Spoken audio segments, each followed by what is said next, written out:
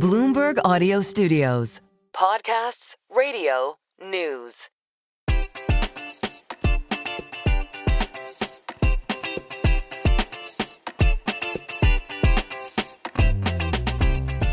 Welcome to Merryn Talks Money, the podcast in which people who know the markets explain the markets. I'm Merryn Somerset Webb. Now, things aren't quite as they were in the US. The spell of exceptionalism is broken and everyone's looking around a little. If not the US, where? Turns out there is value all over the place for those that care to look for it. Perhaps in Japan, perhaps in Korea, and perhaps in Europe, which is picking up the fiscal stimulus baton the US looks to be dropping. So to unpack all of this, I am joined by Sarah Ketterer, Chief Executive Officer of Causeway Capital Management. It has $55.2 billion in assets under management. She also serves as a portfolio manager for the firm's fundamental strategies. Sarah co-founded Causeway Capital Management in 2001 and has decades of experience managing international and global value portfolios. Sarah, it is great to have you on. Thank you for having me, Merryn. Now, we've got quite a lot to get through. Things seem to change every minute these days. It's hard to keep a handle on what's important and what's not important and where things might or might not go. So why don't we start by looking at the US equity market? John, my colleague here at Bloomberg, and I, we look at this all the time and we keep going, this is absolutely extraordinary.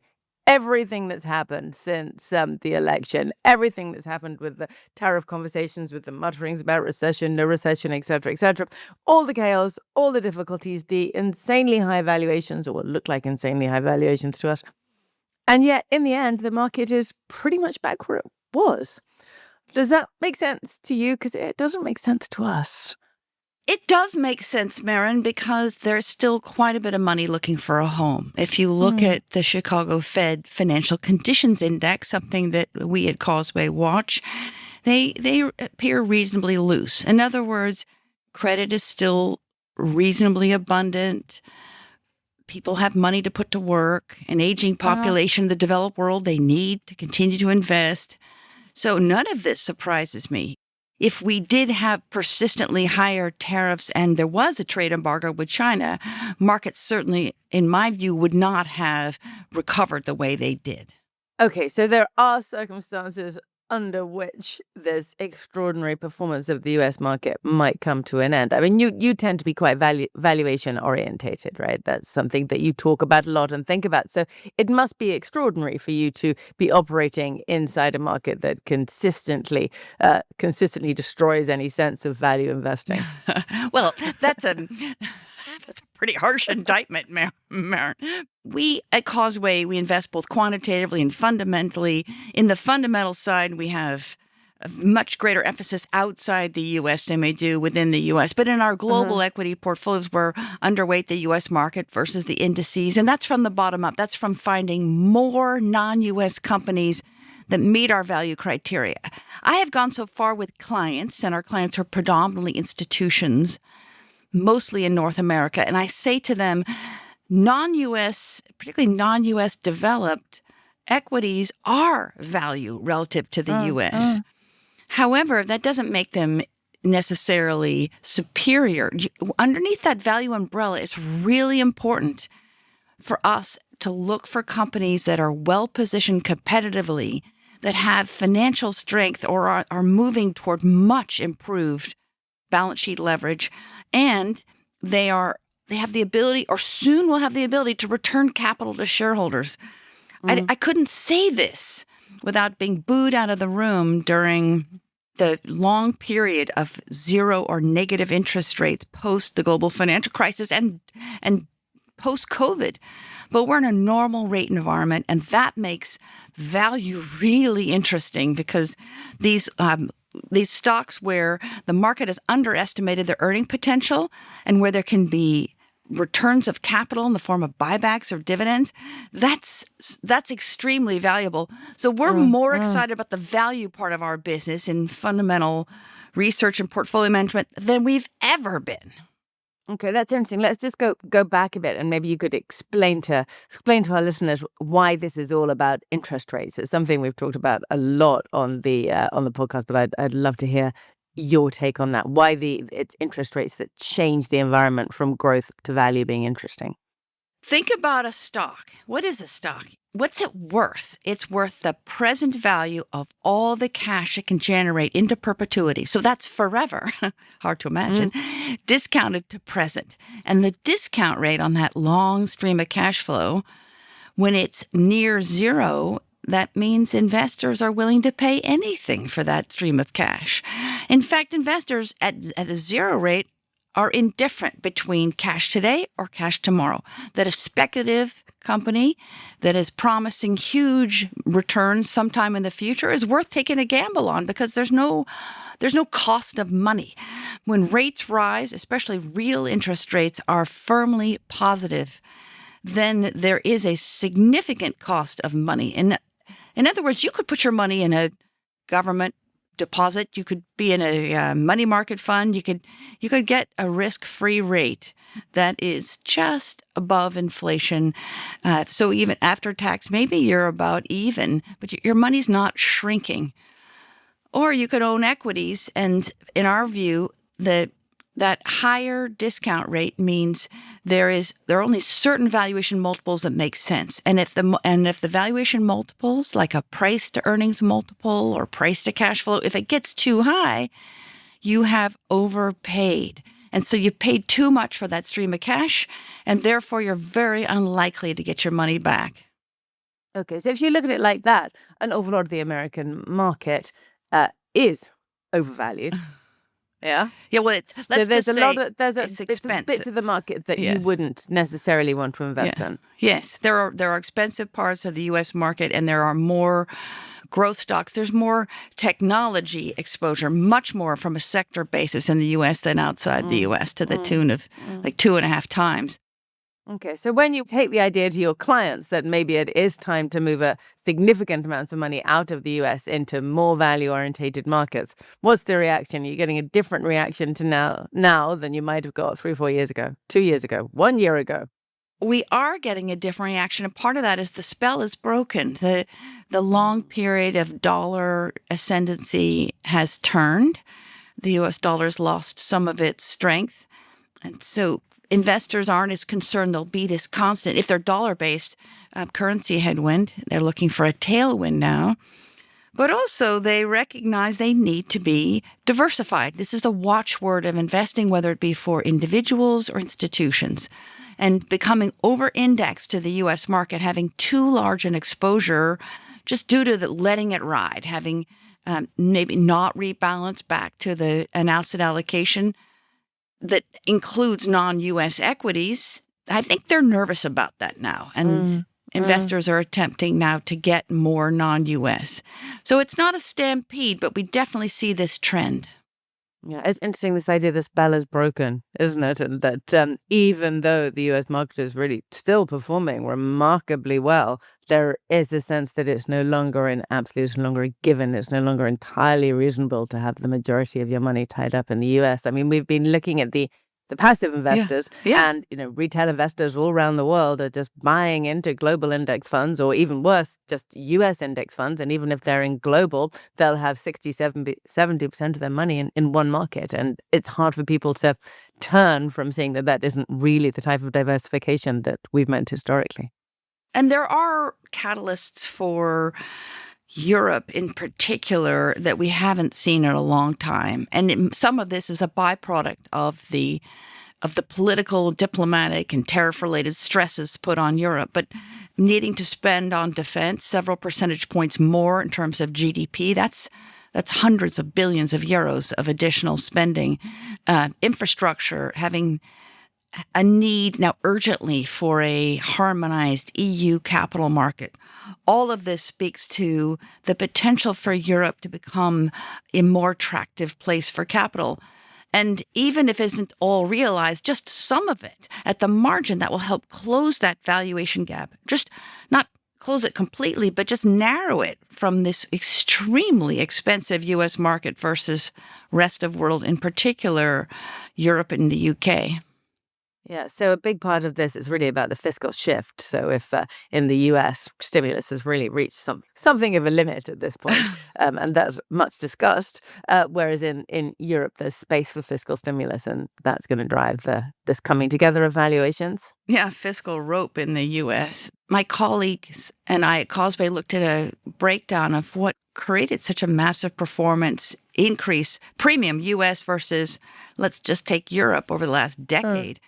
And yes, much greater sales growth in the U.S. was a large contributor, but the second largest contributor was multiple appreciation. In other words, multiples just rose in the U.S. And we think a good part of this is a function of a lot of fiscal stimulus. And that stimulus now has to be curtailed because of the U.S.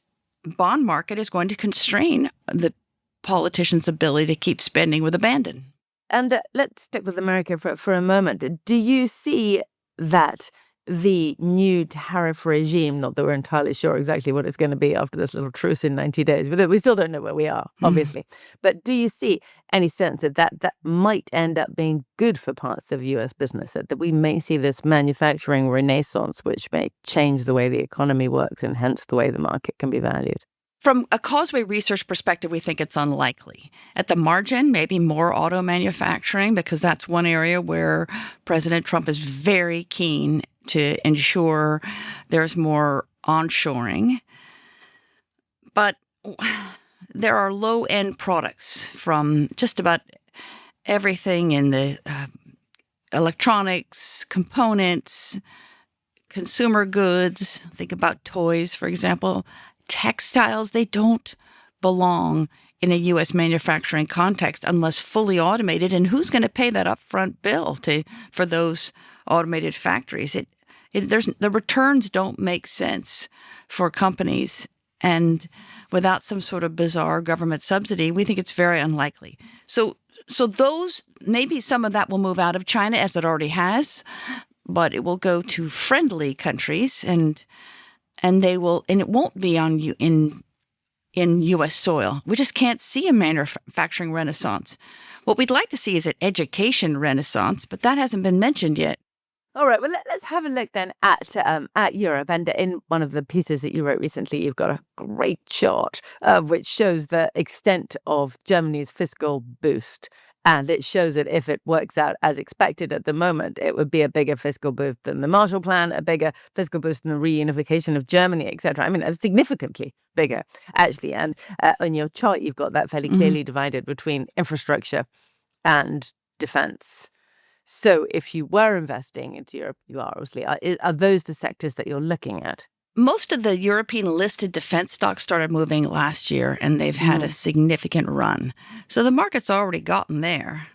But the defense spending leads to a whole ecosystem of stimulus in Europe. And one of the companies that we like very much is in green transportation. It's Alstom. They're the France-listed world's largest manufacturer of rail equipment and signaling.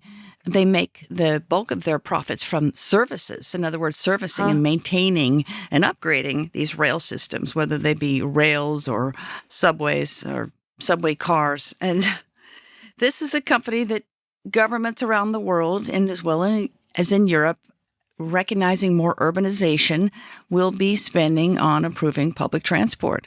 Long-term contracts, very long-term customers, well-positioned. They made some unfortunate acquisitions in the past, which created some contracts that were mispriced, and the management team has been upgraded.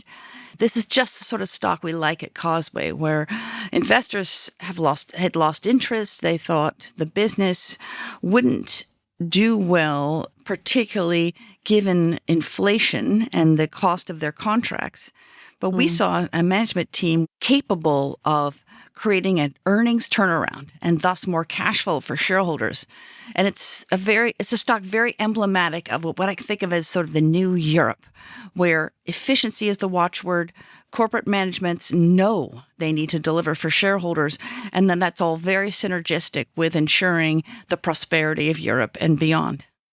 Yeah. And when we look at infrastructure, I was at a defense conference last week, and a lot of the discussion was around how infrastructure is effectively defense to a degree, and that if you don't have a national grid that works, you're kind of stuffed before you even begin, right? If you can't keep the electricity on in Yes. Spain and Portugal and France, then you're starting from a pretty lousy base. There's this blur between what is defense and what is infrastructure. So we would expect an awful lot of money to go into, for example, electricity grids. Oh, yes. Across Europe. Oh, very definitely already has and will continue to do so, and rate bases will reflect that. Yeah. But one area you haven't mentioned that is also I think is very interesting is how will, in an aging population, the boost in manufacturing and all the stimulus, how will it translate into output? And that's through automation. And although there are very well-placed automation companies like parts of Siemens in Europe, the ones that are the most undervalued and we think the greatest upside are actually in Japan. Companies like Fanuc in robotics or SMC in pneumatic equipment. This is I can see how people would be bored stiff listening to this, but these are the building blocks of manufacturing and of ensuring that, for example, the automotive industry or electronics industry, whatever it is that where Europe or the U.S. needs to onshore for national security reasons, that automation is essential for productivity. It's interesting, isn't it? There's a big divergence between the levels of robotics in different economies. I mean, the UK, we're absolutely useless. We have one of the lowest ratios of robotics to workers of any developed countries, but some European countries are much better at it than we are. But the UK will likely catch up, and the AI-enabled robotics will transform how products are manufactured, and for the better. That should ensure that we can, even with a limited labor force, create the output necessary for GDP growth. So Japan is already responding to this demographic crisis that we're seeing across the rest of the Western world, and they've done that to a large degree with much more in the way of robotics, automation, etc., than we use elsewhere, and that's been relatively successful. And the GDP per head, in particular, hasn't fallen or come off in the way that many expected. So we have an example to follow. Yes. Their demographic situation is more dire than that of just about anywhere else, but I would agree with that, and that technology is homegrown for them. Are there good robotics companies outside Japan that you're interested in? There are good ones that values are really in Japan, and this has partly to do with the fact that the yen had been the yen has been very volatile, and now settling around 145 yen to the dollar. I think that investors are concerned that the yen might go in another bout of appreciation, which would be somewhat detrimental for these companies. They do slightly better in a weaker yen environment. Do you have other investments in Japan? We're terribly keen on the Japanese market here. We're always talking about what amazing value it is and constantly being mildly disappointed by it. But amongst a sea of what I'd call maybe mediocre corporate governance type companies, there are some extraordinary world champions. Companies like Murata in multi-layer ceramic capacitors. They are the best in the business. Just the way SMC is the best in pneumatic equipment. Imagine being number one across your different industry verticals. And Murata trades as if it's a cyclical low. So low in price to book terms, low in prospective PE multiple terms, because investors haven't seen the kind of smartphone sales, for example, that would propel this stock forward. But what we do know is that edge devices are coming, and that our devices, whether they be PCs or smartphones or any other type of device, the wearables, glasses, for example, they'll be AI enabled. This is all inevitable. And the key for us at Causeway is find these great companies when they're at cyclical lows, be prepared to own them for several quarters while the market digests the disappointing news, and then have a large position when the cycle turns upward. Do you have any interest in the UK market? Do you find you're talking about finding innovative companies, interesting companies, best-in-class companies? When you look at the UK, you can definitely find value here. Yes. But can you find that kind of value? companies in the throes of operational restructuring, we can find that. And I consider that to be derivative of innovation because it requires tremendous discipline. It requires management being able to extract something from the business that no one else has done before. And the best example I can give is the UK aerospace company Rolls-Royce. At near death in early 2020 during COVID is wide-body aircraft engines that they manufacture. Planes were grounded, no flying hours or little to no. The cash flow went into the red, and the company had to do an enormous rights issue. It looked very bleak. But a CEO upgrade and a transformation of that business into this world-class company that's in a duopoly with GE. And what we've seen out of that is cash flow generation galore. And that's a testament to the governance, to the chairwoman, Anita Frew, and her determination to get the right person in the top job. We like to see that, and when we see it, we are backing it. And are you still backing it? Are you still invested in Rolls-Royce? Yes, we are. How often does a value investor, which we are in our global equity portfolio, how often do we get access to a duopoly?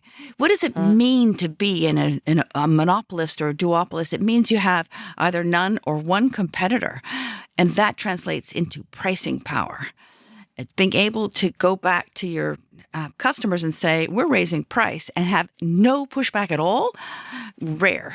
And in this environment, we like that. We like to see, and that's why I mentioned Alstom, for example, being excellent at what they do in rail cars and rail signaling gives them that pricing power and having very few competitors. But Rolls, having just one major competitor in wide-body aircraft engines, they're in the catbird seat. If you look at things like that, but you're also valuation driven, what is the signal for you, even with an amazing company like that, to say, okay, you're producing vast amounts of cash, you're a duopoly, you have pricing power, we love that, but now you're too expensive? Where are your parameters? So we work on a risk-adjusted return basis. And what that means is that for every stock that we consider for our global portfolio, we, Causeway portfolio managers and analysts, and there are about 27 of us, we determine the 2-year price target for the stock. Where should that stock trade 2 years from now, based on as we discussed, its earnings and cash flow? And then we risk adjust that. So using our quantitative multi-factor risk model, which sounds very complicated and isn't, Yes. We're determining the incremental or additional amount of volatility that stock will add to our existing portfolio if we actually bought more of it. And some stocks add to risks we already have. So they're very high risk, and therefore on a risk-adjusted return basis, the risk will make them less attractive. And then there are other stocks that may have very high returns but have very modest amounts of additional risk that they pose to the portfolio, and they will look very attractive. So we rank all these stocks. We rank about 150 stocks globally, the ones we're most interested in on risk-adjusted return. And the highest ranking stocks, the top 50, are typically well represented in the portfolio. And the higher they rank, the more we generally own. And as they do well, as the price of the stock rises, unless we're raising our 2-year price target, that means the prospective return is diminishing. So the stock is descending. It's falling in that ranking. And as it does, I'm finally answering your question, that's when we sell or would trim the stock at least, if not sell out completely, and then reinvest the proceeds, those sale proceeds, back into, you guessed it, the highest ranking stocks. This disciplined process ensures there are no politics in our approach. There's no seniority bias. There's no committee myopia. It's all about what the stock can deliver risk adjusted versus all the other candidates we have. That is a bottom-up process. Okay. Interesting. You did answer my question. That was a great answer. Really interesting. Thank you. But listen, all the companies that we've talked about so far have been very big. We've talked about large caps. But I know you also have an interest in smaller companies, which of course is where, if you really are a value investor, they're the lot of value knocking around Yes. in small caps globally. Even in the US, there's a lot of value there. Certainly is in the UK, where our smaller and mid-sized companies are on their knees valuation-wise. Tell me what your thoughts are there. Well, if they're very small, we stay away. We need at least $1 billion in market cap, and that would be an all free float. In other words, there can't be a large insider holding. There needs to be lots of trading liquidity. And I'd say we're more comfortable in the $3 billion and higher level, where we have the ease and liquidity of entering the stock and exiting as we see fit. In that, what I think of as more mid-cap area, there are plenty of stocks. There are no shortage of them. The Smiths Group here in the UK is one we like very much, or also in the UK, SSP Group, WH Smith, another one. That when Causeway gets excited about these stocks, we end up owning 5, 6, 7, 8, 9, 10% of the outstanding shares. And you can understand our commitment, because that means that we're in. It's going to be quite difficult to extricate our clients if we called it wrong. So the lesser liquid stock, the smaller it is, the more we need to be absolutely certain that we've made the right decision, and we believe that the management team can affect the operational turnaround, the improvement in earnings and cash flow that we suggest that they should. What's the case for WH Smith? Travel. I've already been in a WH Smith this morning. Yeah. Because I've been traveling. Yes. Well, travel is the case. And of all the areas of consumer discretionary spend, travel is one that seems to be most resilient. And with travel comes expenditures. A cousin to that is another stock we like very much, listed in the UK and also in the US, but Panamanian, Carnival Cruise. This is travel on steroids, because this is the world's largest cruise company, 14 million passengers last year. And they're now bringing passengers to their own private islands to keep spending. So travel and spending go hand in hand. And if you have a captive customer, as you do with WH Smith, given their franchises and in airports and train stations, or you do with Carnival, you've got this cash flow machine. Carnival has a bit of debt, but they've already been announced some significant refinancing, and the trends look really good. They're 80% booked through the end of 2025. That's a high level of confidence, even as we started this conversation, in a world of tariff uncertainty. WH Smith also fits neatly into your monopoly duopoly idea, doesn't it? And that that's pretty much the only place you can buy a newspaper at the airport in the UK. There are no other options. That's it. The only place to buy your airport-only thrillers and your overpriced water and your sandwich, etc. It is WH Smith. But Carnival has competition. Well, not really, though. I would push back on that. Carnival, when you're on those ships, there is no competition. There is nowhere to go. And when you're on their own private island, like Carnival Cay, where they're launching in July, it's all theirs. So, no, in fact, they have created, once you have bought that ticket and stepped aboard. But you could go on another ship. You could go on another ship. There are quite a few cruise companies. Not once you've embarked. You have no choice. You're stuck. Where is Carnival Cay? This is fascinating. I did not know about this. Celebration. These private islands are in the Bahamas. So you go there in the cruise ship. You anchor off the private island. You spend but you don't stay on the private island. You spend more of your money on the private island. You get back on the ship, and off you go again. Yes, you go and spend money on the private island, enjoying yourself with kayaking and water slides, and I think a tremendous amount of alcohol. Then you get back on the ship and spend some more.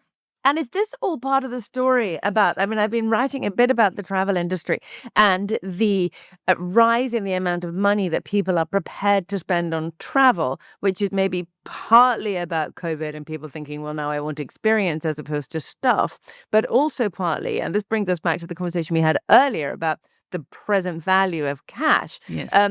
But also the present value of an experience is hugely enhanced by social media, because the experience has more status value out with the actual experience, and you can keep it rolling for a long time. So it has a value that isn't immediate, and it's just different, and that gives it more value. Yes. Is that part of that whole vibe, do you think? Yes. The baby boomers supposedly aren't as experience focused, but we've seen indications to the contrary.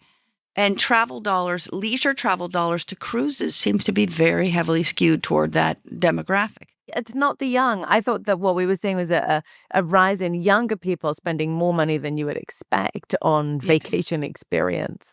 Well, at the margin, there are more than you'd expect, but it's still dominated by the retiree set.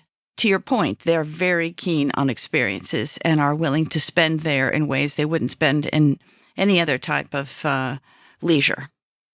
What about emerging markets? We've mainly talked about developed markets across the scale. Are there emerging markets where you are finding interesting stocks, like maybe Asia, maybe Latin America?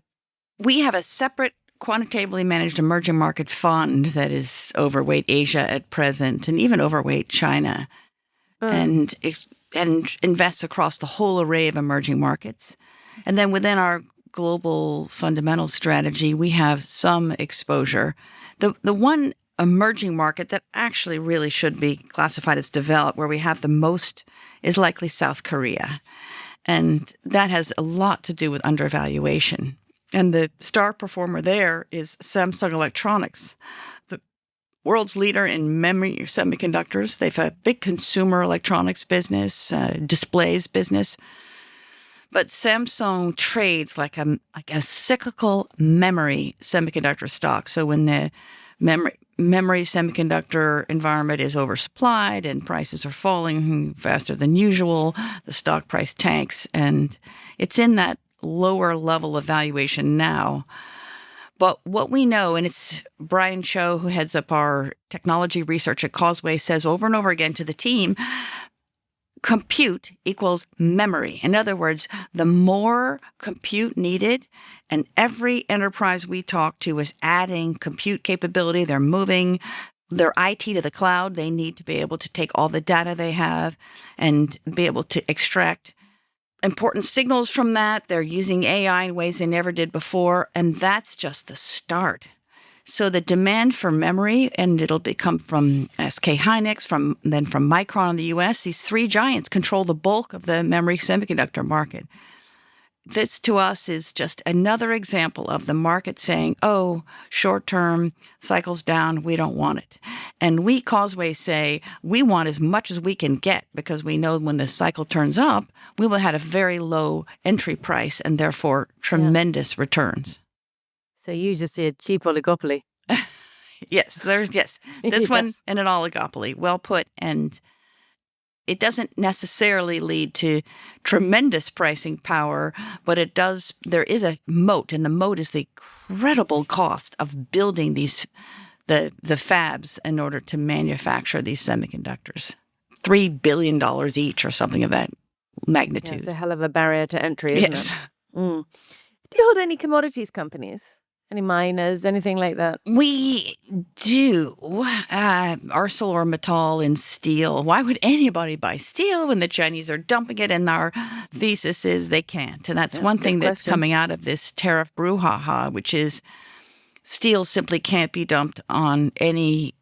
The U.S. and Europe are going to be very careful to ensure that that isn't happening. And you can't transship it through Vietnam. It's still steel. It can't be hidden. Arcelor used to have a terrible balance sheet. Now it's absolutely fantastic. So they have a lot of financial strength. So they have the ability to weather all sorts of storms. But the need for steel is inexorable. And maybe no big, huge housing boom, but it doesn't matter. And the surplus coming out of China, if it's controlled, means that pricing should be better. So there's one. And we also like Smurfit Westrock in packaging. Just very, very well managed business. And the concern about tariffs and less shipments for linerboard, containerboard demand would drop. We consider that to be temporary, and that ultimately e-commerce is a trend that doesn't stop, and there will be more need for their product. So we'll go for a commodity company if A, very well managed, B, we think the commodity itself has a reasonably rosy future, and the balance sheet is excellent, because commodity stocks can be volatile, and the last thing you want is financial leverage along with operating leverage.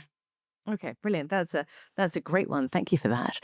Listen, I've taken up an awful lot of your time, so I just got a couple of quick questions that I kind of ask everyone at the end.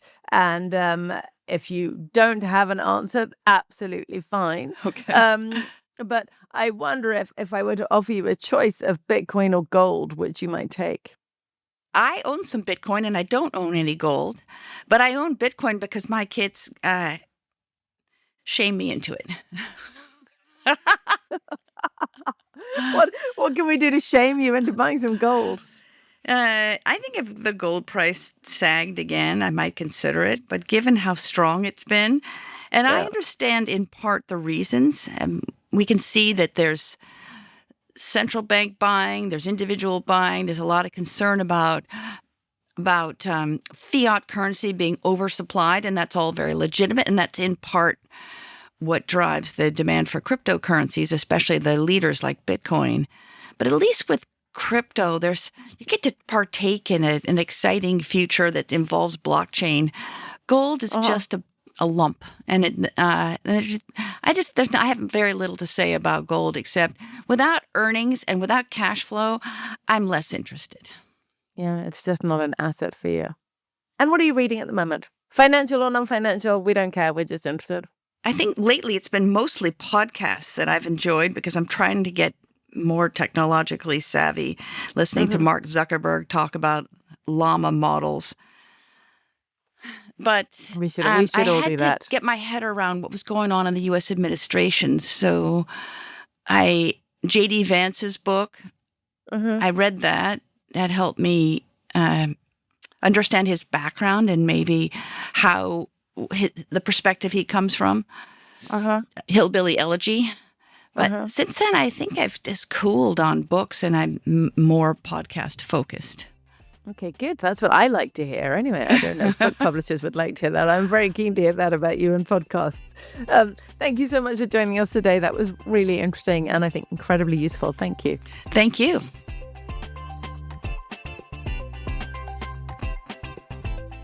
Thanks for listening to this week's Merryn Talks Money. If you like our show, rate, review, and subscribe wherever you listen to podcasts. And keep sending your questions or comments to merrynmoney@bloomberg.net. You can also follow me and John on Twitter or X. I'm Merryn SW and John is John_Stepek. This episode was hosted by me, Merryn Somerset Webb. It was produced by Samasadi, Moses Andam, and Tala Amadi. Sound design by Blake Maples, and special thanks, of course, to Sarah Ketterer.